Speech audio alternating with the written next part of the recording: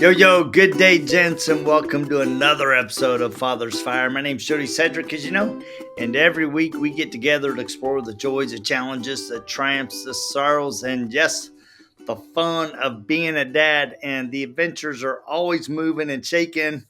Last week I had a bunch of business travel, and in the midst of that, helped my daughter buy her very first car. So that was fun. We had been bouncing in between dealerships, and so she got the taste of a really bad dealership experience and a really good one. So nothing like teaching your kids what it's like to buy a car.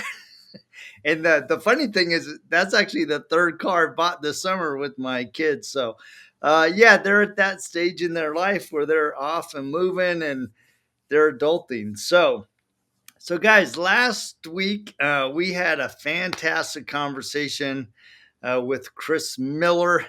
I brought him back because, dude, the conversation was just going so well. I'm like, we got to do a part two. And he even, right after we got done, he goes, are we doing a part two? So, welcome, Chris. Excited to have you back, man. Man, I'm excited to be here. That one we had last week was so awesome. I just couldn't wait to do it again. And I tell you, it's funny. You even said that you just got done buying your daughter her first car. I just did the exact same thing this week too. So it's funny how small a world things actually can be sometimes. And what was that? What was that experience like for you? And it was insanely wild. I working as a mechanic prior to doing all of this, I had a pretty good idea about what's reliable, what isn't, like a good direction to kind of move into. But I still don't think anything prepares you to actually hand over those keys and say, "Here you go." Yeah, it's a different game. And yeah, so actually, in preparation for this conversation, we had the awesome conversation last week about creating safe, secure environments for our kids. And I love the three things that you shared about what dads need to do. And we actually got a comment on Instagram that I thought it would be good to talk about, kind of as a launching point, because the person asked the question, what do you keep saying to them so that they constantly want to know whether they are safe? So when I read that, I was like, this person's coming at it from the perspective of, I think, not really understanding that there are some environments where kids don't feel safe at home. They don't feel heard, they don't feel seen. And that's really what the three things were that you were highlighting. And the question continued, kids usually don't care about safety because they are naturally childishly careless, unless parents and teachers keep scaring them somehow.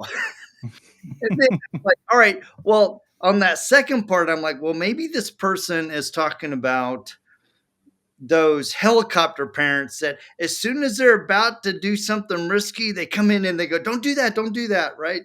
And I've always been of the philosophy of allow them to experience life and decisions, and sometimes they get to feel the bumps of falling or crashing or jumping a ramp that's too big and not having a landing pad. So I'm like, so how would you respond to that question? So I'll in two parts, I think is the best way to do that. The first thing is, I think a lot of the times as we get older as parents, we forget what life was like as a kid. We Mm, forget about the things that we were trying to find as a kid, whether we knew exactly what it was or not. Nowadays, safety to us as adults is not being negative in the bank, having a job that we don't have to worry about, having a roof over our head and food in the cabinets. Like that's our idea of safety as adults. But as kids typically their idea of safety is, do they even see me? mm. Am I even worth listening to, or am I just here? Like, a lot of us growing up heard this phrase from our mom, right? Just wait till your dad gets home.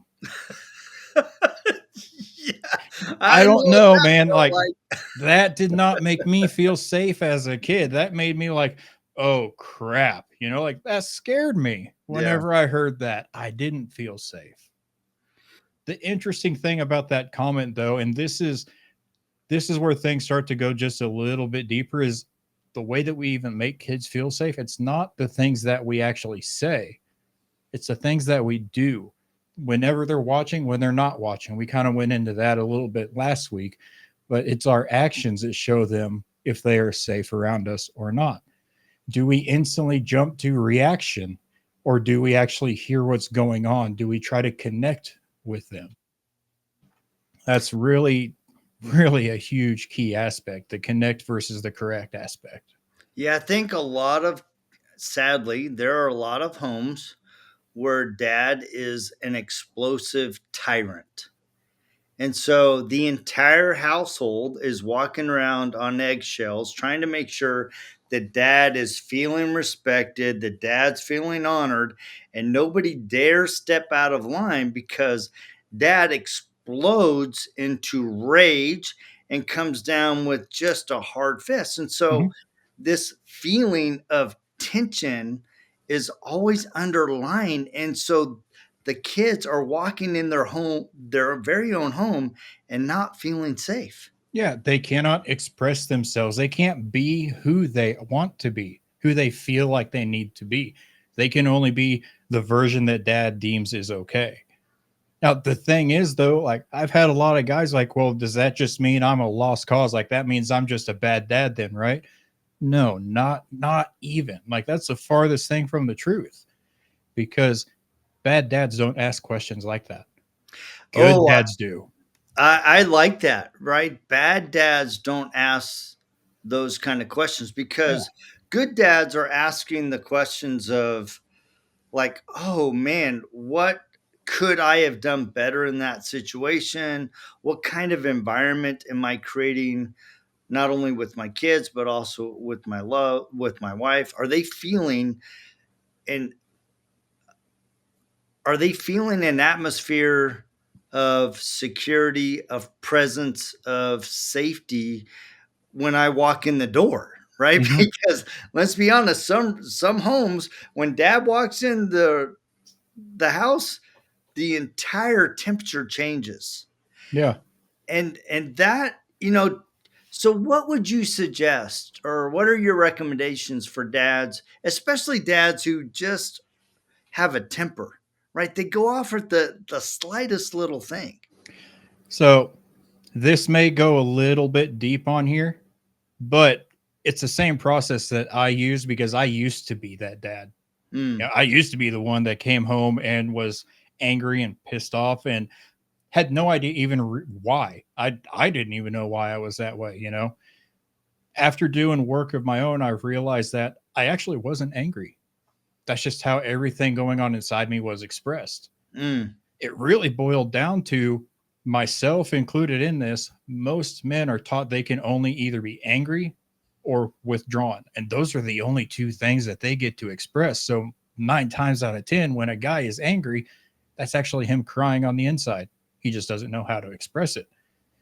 There's this really cool thing. It's called the Wheel of Feels. It starts off with 6 or 8 feelings in the middle, and they're just basic core feelings, almost like what you would expect to see hanging up in a school classroom somewhere. Happy, sad, angry, disappointed, just real kind of core emotions.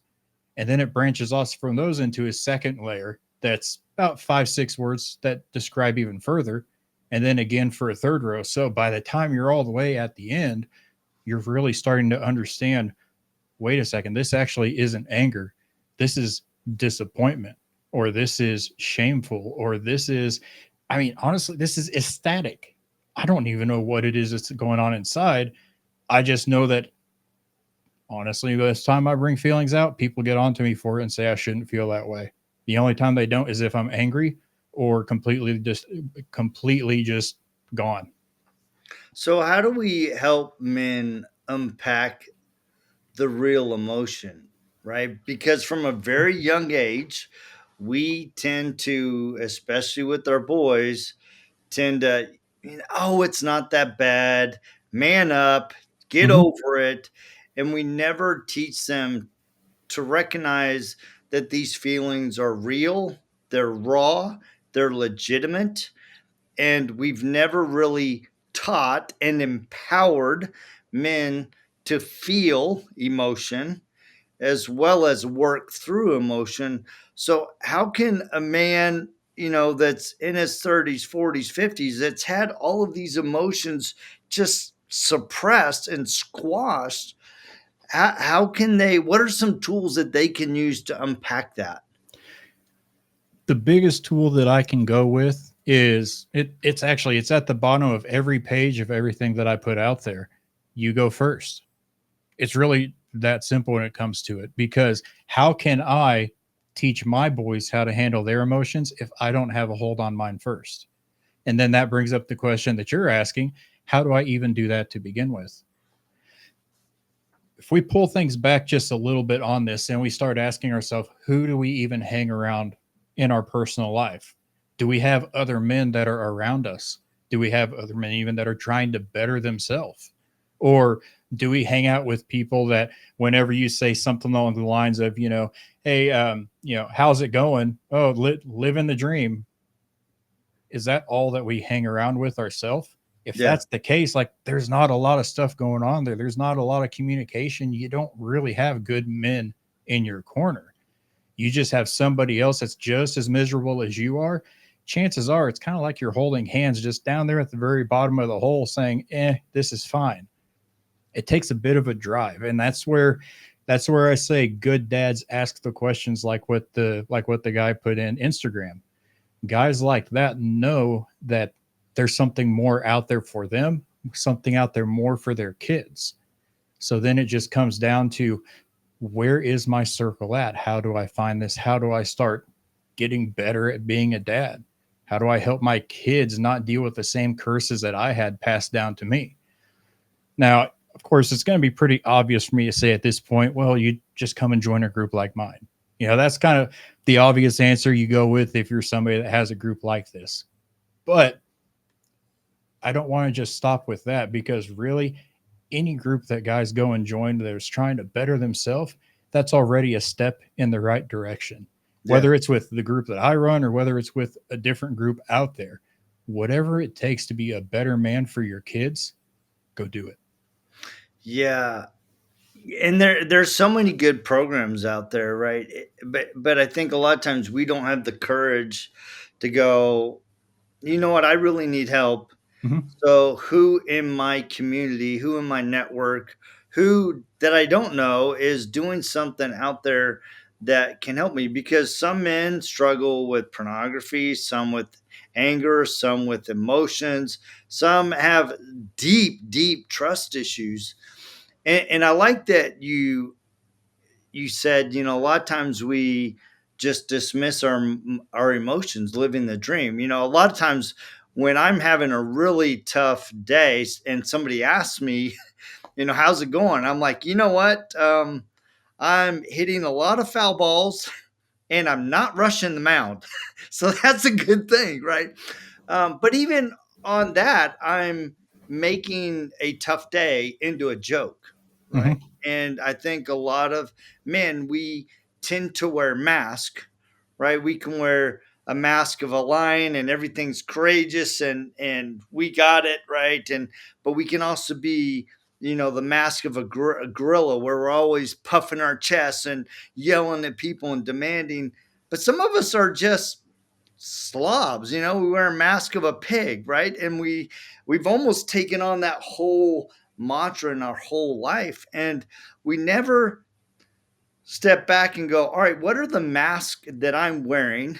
What are the facades that I'm putting out there, instead of really addressing what at the very core of my heart is bothering me? And I Mhm. know some men, they're struggling in a home where their wife is going, well, why don't you ever share your emotions with me? And then when they do open up, their wife or partner then uses it as a weapon down the road. And so they're not sure if they can trust opening their heart. So, I mean, that is a whole lot in one little segment. So, Mhm. how do you how do you take off the mask? How do you take off the facade and get to the core of an issue as a man? The first two things that I would say on that is accountability for who it is that you are, understanding that, taking account for what it is that you do in the first place, what is yours, and most importantly, what isn't yours. But that also takes awareness to even recognize that at all. The biggest question that I think guys leave unanswered: who am I authentically? Yeah. That mask that you're talking about, I would be willing to put money on it. It's not even yours. It's been handed down through generations. Mm, It never was yours. Those were all things that you were taught. But I think that's where the magic is on it. Because if you were taught to do things the way you currently are, you can also be taught to do them a different way. It means you're teachable. yeah. Doesn't mean that you can no longer learn anything different. It's it's one of the scariest but also one of the most eye-opening things in the world when you get to a point of I don't know. So when you realize that mask is there and you start asking, is this really the dad that I want to be? Is this the legacy I want to leave behind? Is this the relationship that I want to have? Is this all that life is meant to be for me? When you hit that point of, I really don't know, that's when that growth starts to begin. Yeah. As I was listening to you, I was thinking about a really good friend of mine who had a very severe addiction with alcohol and actually ended up getting into a pretty heavy accident where, he's facing some very heavy DUI charges and some consequences legally related to that. And it's been amazing to watch him really own not only who he was and what happened, but he's also owning who he's becoming. And earlier this summer, he had a hearing to hopefully move things into a more positive direction. And the judgment got delayed. It got kicked down the road. And I asked him how he was doing. He goes, you know what? It's okay. I mean, it would be easy to be discouraged, but I realize that this is part of the process that I have to go through to become the man that I want to be. And I have to own every single step of it. And I think a lot of us men struggle because we want to be able to come to a situation, our kids or our wife or whatever, and we just want to say, I'm sorry, and it be done without the very real work that needs to be put into place that allows us to, one, gain forgiveness from somebody. And sometimes, let's be real, some people are not ready to forgive you, and you have to be okay with that. You have to be able to say, you know what? I know that you're not ready to meet me where I'm at, and that's okay. But I want you to see that I'm trying to make amends. And more importantly, I'm trying to become a better version of myself that you can forgive down the road. And hopefully, maybe one day, even say, you know what? He made a big change, and I like who he's become, and I respect who he's become, even though there was a trail of tears behind him for a while. Mhm. It's a really crazy concept, and I I know like the audience that I go and reach out to is mostly men. I mean, we're dealing with fathers here specifically. I'm not sure how yours is or not, but if there are any women that listen, I'm probably about to piss them off a little bit. Guys are actually more empathetic than women are. Everybody's going to think that's backwards, right? Think, oh, women are the more empathetic one out of the group. They're the ones that are always caring and loving and this and that. But dads care about the whole family. I know a lot of guys that they don't get any empathy from their wife whatsoever. They just simply don't. That's why you cannot share your emotions and your feelings, because you get told things like, well, you shouldn't feel that way. So we don't know where to go with them, so we shove them all down, and that's where they get down there. It's like a pressure cooker with no release valve on it. When it finally pops, it pops, and there's collateral damage associated with that. That's why men need men. They need someone that they can converse with about these emotions and feelings that they have. I mean, just on the base level, men and women are wired differently anyway. It makes more sense that We talk about this stuff with the brothers that we have, whether they're family related or whether they're not. You know, the whole blood is thicker than water aspect, but everybody forgets the blood of the womb is thicker than the water of the cup. Or I got that backwards, but I think you know which one it is that I'm referring Yeah. to. They're Yeah. basically that, you know, you can have friends that are definitely more important than family. Yeah. Yeah. I have a good friend. His name's Billy Bogus, and he often says, my chosen family or given family.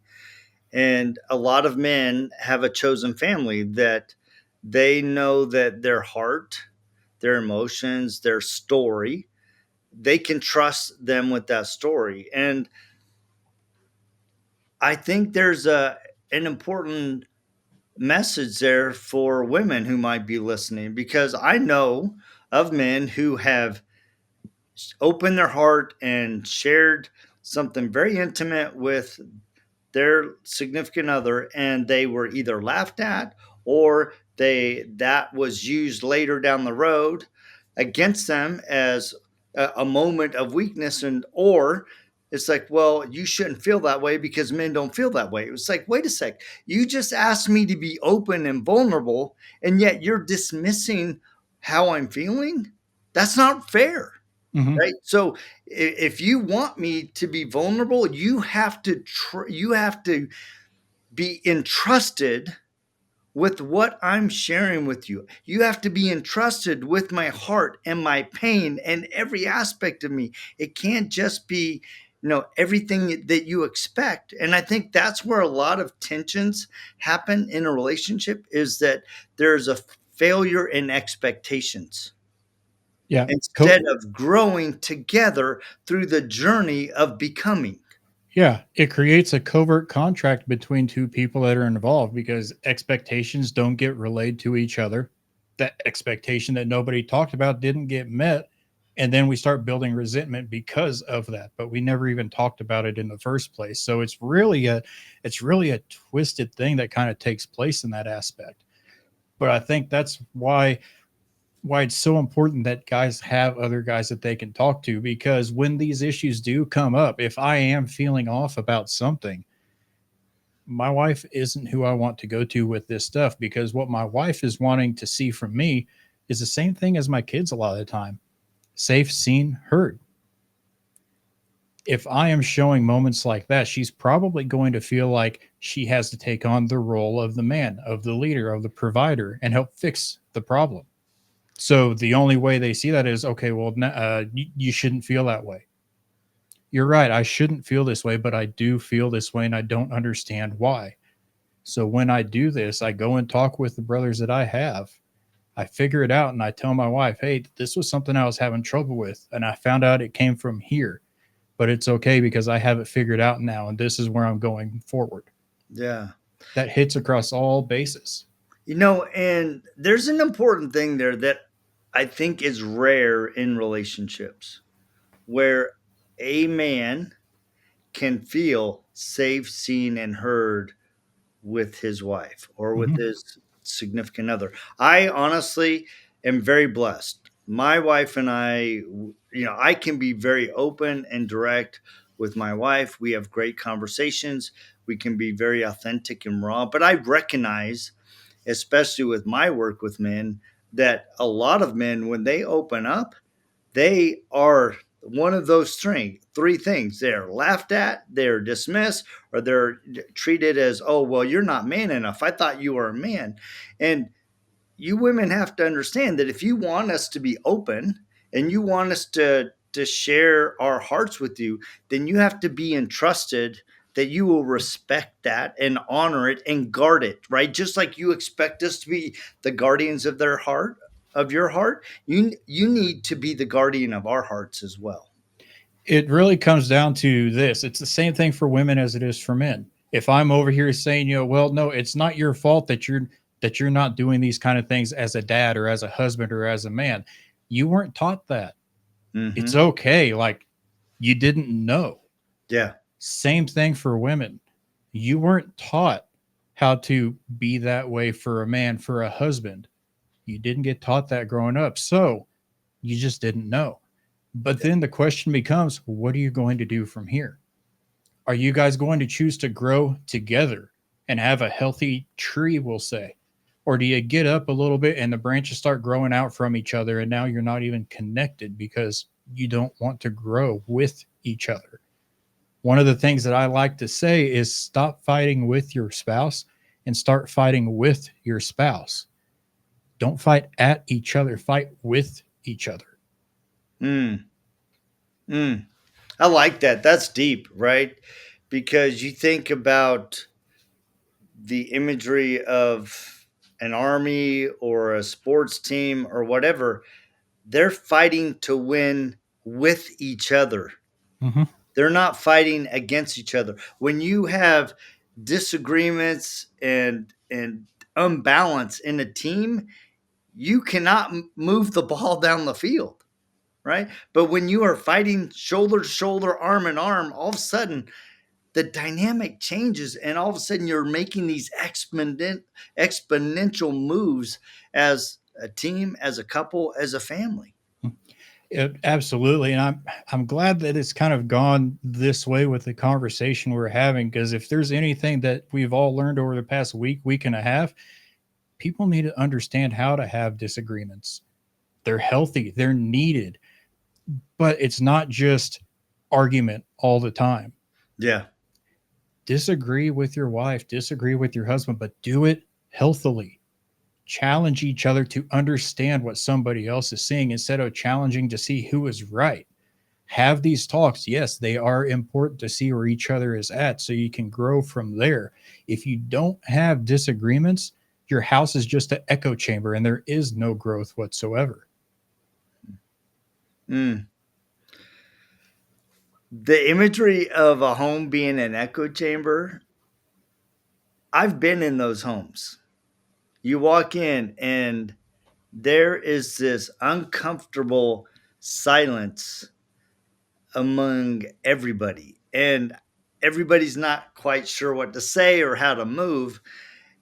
And that it goes back to the original question. How do you create safety in the home? How do you help your kids and your wife feel secure in the relationship that they have and that they're seen and valued in the home? To me, it kind of stems to what we got towards talking to the end of last week. I use a tiered system for lack of better terms, the way that I kind of express this stuff. So, all the way at the top of this is going to be God, be spirit, be who, whatever you want to call. Hmm. I'm of the mindset that spirit and religion are not the same thing. So at the very top, spirit is where I'm at. That's what gives me my purpose, my belief, the filter that I see the world through. That's got to come first, even above me, because that's what guides me. But then after me comes my wife, and it's very, very close. But I do have to come even before her because otherwise, how can I lead? If I am not at 100%, how can I be there for those that are behind me? After her comes the kids. After that comes family or close friends, and so on and so forth. It trickles on down the line. But if that's what I know my compass is, that's what makes me worth following for everybody else. Yeah, that is really powerful because in that imagery, I think when you're centered on your relationship with God, and I admittedly I have a very profound feeling that God is our heavenly Father, that He has love for us, just like I have love for my children, but even more profoundly. And He wants to have that kind of relationship. So when I build a God centered life, a spirit centered life, I'm focused on relationship. I'm not Mhm. focused on the things that I do, right? I'm not making a checklist of things that are right or wrong. I'm focused on building that relationship. And that then naturally extends to me building a relationship with my wife. Because when I'm focused on the relationship and I'm focused on nurturing and treating her like the queen that she is the center of my world, then all of the to-do lists that you should be doing as a husband are taken care of because you're focused on being in pursuit and serving and loving your wife. And so the relationship takes care of all the dues, and then that trickles down to your kids. And when you're driven by purpose and love and serving your kids, all of a sudden you're present, you're showing up, and your kids love having you around. They love going, "Hey, Dad, what do you think about this?" Mm-hmm. They're 100. not walking around in fear going, "What the heck is Dad going to be doing when he walks in the house today?" They're going to know that Dad's walking in. "How was your day, man?" Mm-hmm. 100%. And the way we show that to kids, the way I see things, we show them by how we treat their mom first off. We show them how, honestly, the biggest one is how do we even treat ourselves? What's a relationship with us look like? Do we actually care about ourselves? Are we honest with ourselves? Do we respect ourselves? What choices are we making outside of being a dad? Are we going out every weekend having beers with the buddies and everything and out till 2, 3 in the morning? Or are we waking up early in the morning and going to the gym? How do we treat our body? Are we scrolling through social media, just doom scrolling all day long? Or do they see us reading books, sharpening our mind? Do they see us having open and honest conversations? Or do they see us blocking off our heart? Do they ever see us praying? Or more importantly, what do they see us praying to? The TV football game every Sunday? Or do they see us praying to a spirit? What's that relationship that we have with ourselves like? That's how we can show them that we love them, giving them that example to move forward with, where they do not fear us when we walk in the door. They're ecstatic when we walk in the door because they know that Dad cares for them. Yeah. This weekend I was sitting in church, and I was listening to a really good message. And one just one little nugget kind of just hit me, right? I mean, just like penetrated my heart. And so then next thing I know, I'm off in my own little world, and I'm exploring this thought of, you know, faith being like a seed, and then it expanding and growing in your heart, right? And I had just this just rush of thoughts. And so I actually, wrote a bunch of notes down, and I sent it to one of my kids who is very spiritual, and just to share, hey, this is what I was feeling and thinking about, and something that touched my heart today, and I just wanted to share it with you.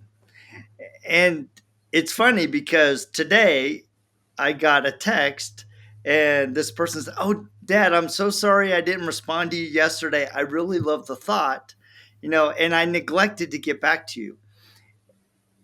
And I think we as dads need to be more open with our own spiritual and faith journey. I mean, I mentioned last week that I wrote a book, But How Far Must I Go? A Journey in Faith, talking about the difficulty and challenge of developing faith and exercising faith in your life. And I give very real world examples of where I have struggled with faith, but also have had, faithful moments that have really helped me grow. And both of them on both ends of the spectrum have helped me grow. And when I got done with the book, and I printed it, I'm like, oh, there's a chapter missing. And so I wrote a new chapter, and I wrote it for my kids. And my kids, so I gave every one of my kids a copy of the book in this chapter. And this chapter highlights a very dark time in my life where I was struggling with my faith. And it's interesting because every one of my kids came to me and said, "Thanks, Dad, for sharing that, because I didn't realize that you had gone through a period of struggling with your relationship with God and where you sat and your faith journey." And I just really appreciate that. And I think that when we become open, it allows the kids a safe ground to explore their own doubts and concerns and fears in a place where they know that Dad will listen to them. He will empathize with them.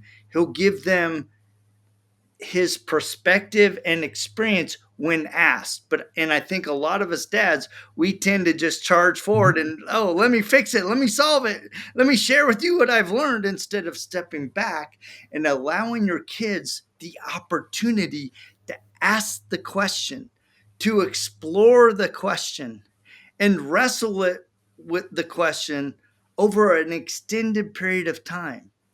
And I think a lot of times we're impatient with them to get to the point where we are, instead of just allowing them to go through their own journey of faith and discovery.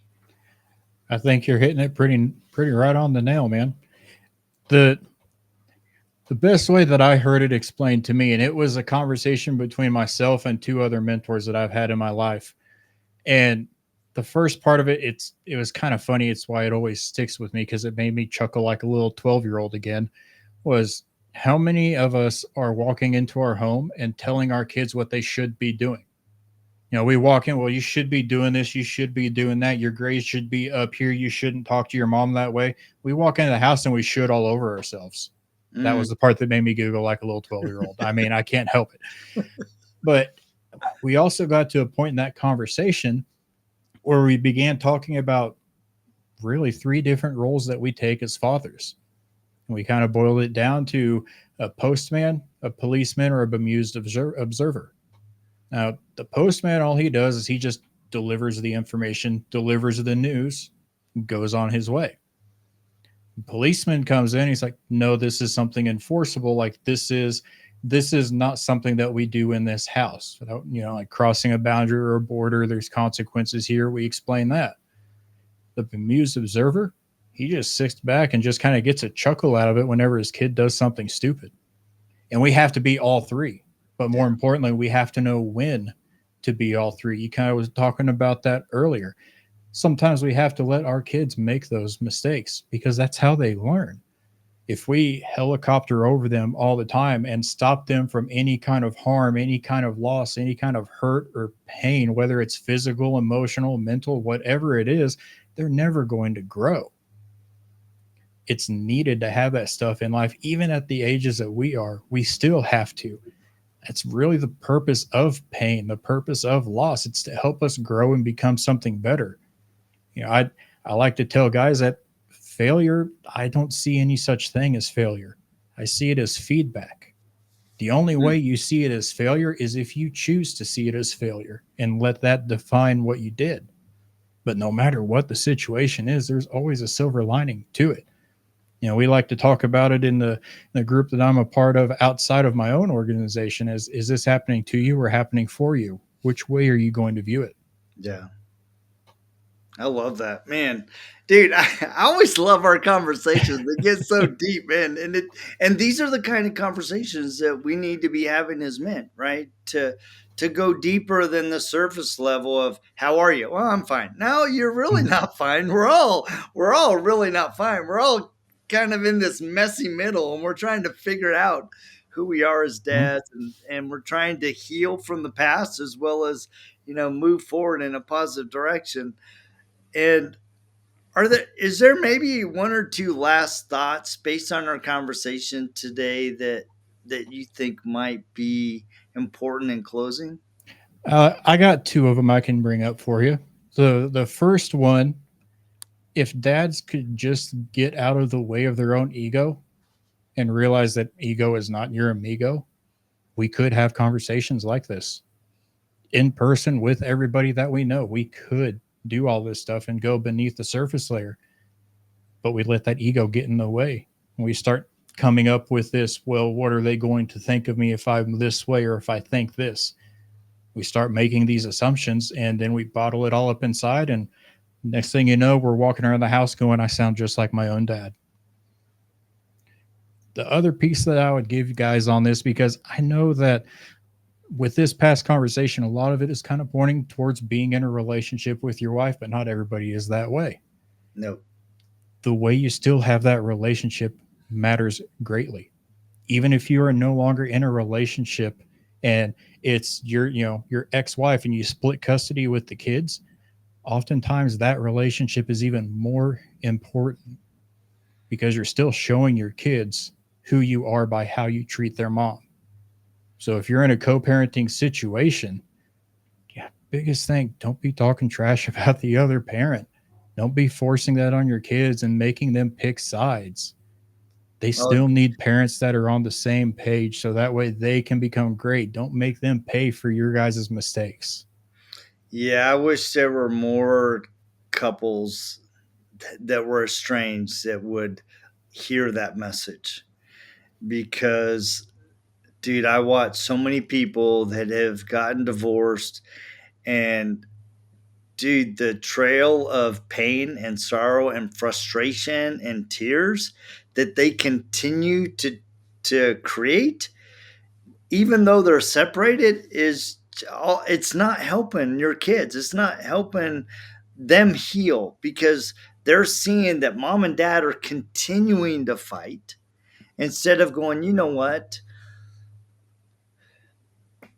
She's your mom and it's okay for you to love her. He's your dad. It's okay for you to love and Mhm. respect and look up to him. I in our relationship, it did not work out. We ended up at each other's throats and we can barely stand each other. But I'm going to respect and honor that she holds a place and he holds a place in your heart. And I'm not going to diminish that by my actions, which are often very selfish and retaliatory.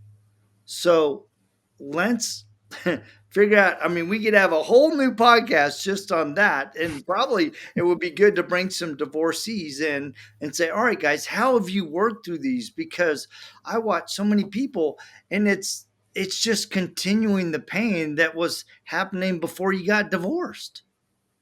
100%. When you look at something like that, I mean, just think about what you're teaching your kids. If that's the way that your co parenting is set up, you know, what are you teaching your kids about choices, about outcomes, and such?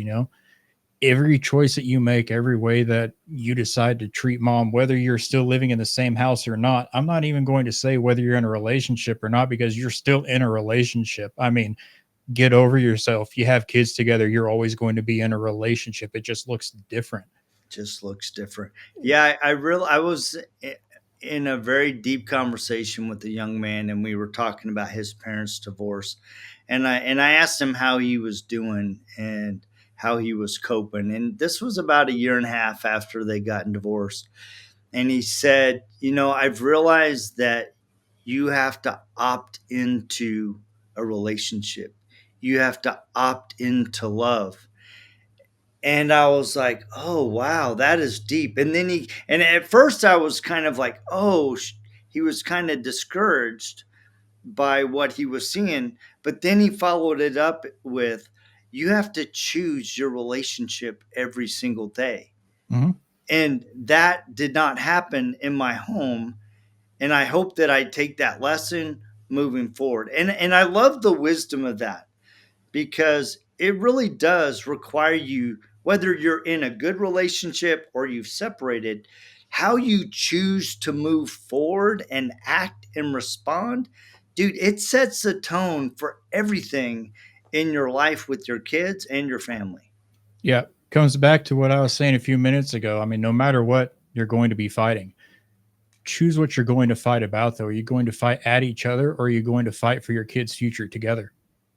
I love that. Well, on that note, let's end because I love that. Are you going to fight for your kids' future together? I love that because that applies to whether you're divorced or married. I love, love, love that. Well, Chris, thank you so much for tapping in. How do people connect with you? All my socials are Mechanics Garage 417. The website I have is pretty simple. It's just enterthegarage.com. You can find me on Spotify and YouTube as well. Yep, and I love that. Enterthegarage.com. That is such a great URL. Guys, thank you so much for tapping in. Please remember to like, share, and subscribe. We try to do these every single week. I'm actually getting back into the groove. Summer was a little rough, as you guys know. But I love having these conversations because it gives me an opportunity to look at myself, and it causes me to reflect and go, all right, you know what, Jody, you got to level up a little bit. So, Chris, thank you so much. Guys, thank you so much for tapping in, and we will check you same time, same bad channel, just next week. See ya.